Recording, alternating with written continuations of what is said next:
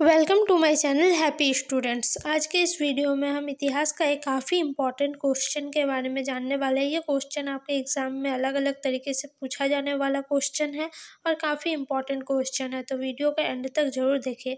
तो आज का जो क्वेश्चन है वो है मगध राज्य के उत्थान की कहानी का अपने शब्दों में वर्णन करें। ठीक है, एक क्वेश्चन ये हो गया।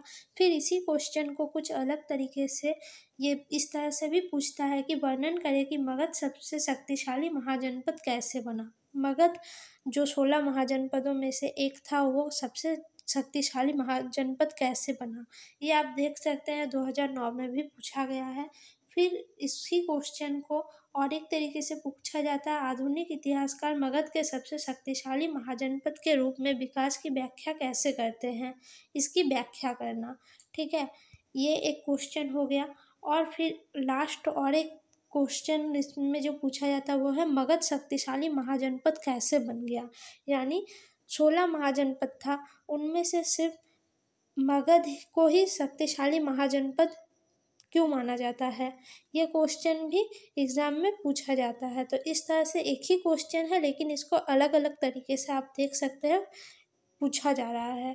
तो इसका उत्तर हम निम्नलिखित तरीके से लिख सकते हैं। तो चलिए देखते हैं इसका उत्तर क्या होगा। तो यहाँ पे देखिए, मगध में आधुनिक पटना और शाहाबाद जिले के कुछ हिस्से शामिल थे।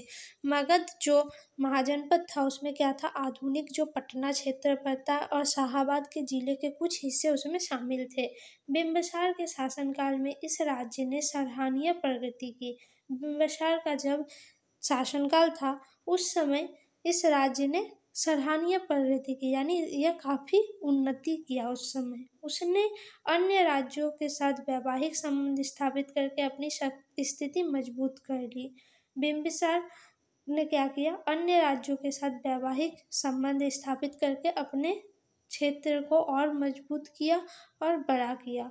उन्होंने खुद को पश्चिम की ओर विस्तार के लिए तैयार किया। अब जब उन्होंने इस क्षेत्र पर अपना संपूर्ण अधिकार कर लिया तो उन्होंने क्या किया, पश्चिम की ओर विस्तार के लिए अपने आप को तैयार करने लगे। हालांकि उनकी हत्या उनके ही पुत्र अजातशत्रु ने कर दी थी, लेकिन क्या हुआ, उनकी ही हत्या किसने किया, उनका जो अपना पुत्र था उन्होंने, अजातशत्रु ने उनकी हत्या कर दी थी, जिसने स्वयं राज्य का कार्यभार संभाला था। और उसके बाद अपने पिता को मारने के बाद वो खुद वहाँ का राजा बन गया और राज्य का कार्यभार संभाला। अजातशत्रु के बाद राज्य पर उज्जैन का शासन था, जिसने कौशल के राजा को हराया था।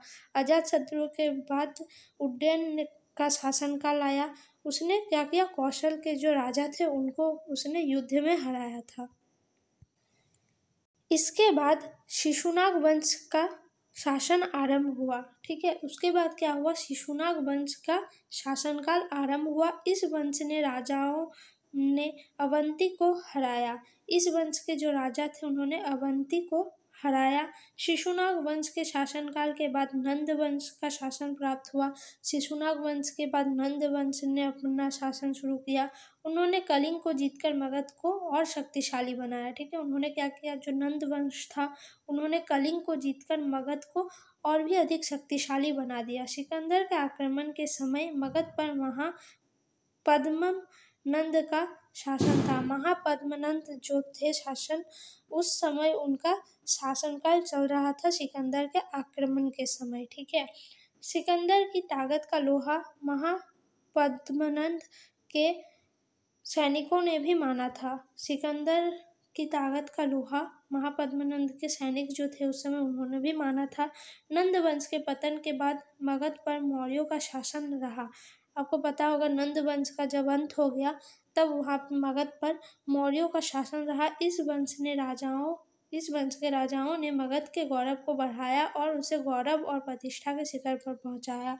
और आगे जो और भी उन्नति हुई वो मगध में मौर्य वंश के शासन में हुई और मगध का गौरव को उन्होंने और अधिक बढ़ाया और प्रतिष्ठा के शिखर पर पहुंचाया। मौर्य राजाओं में सबसे जो प्रसिद्ध शासक हुए वो अशोक थे, ये भी आप जानते होंगे।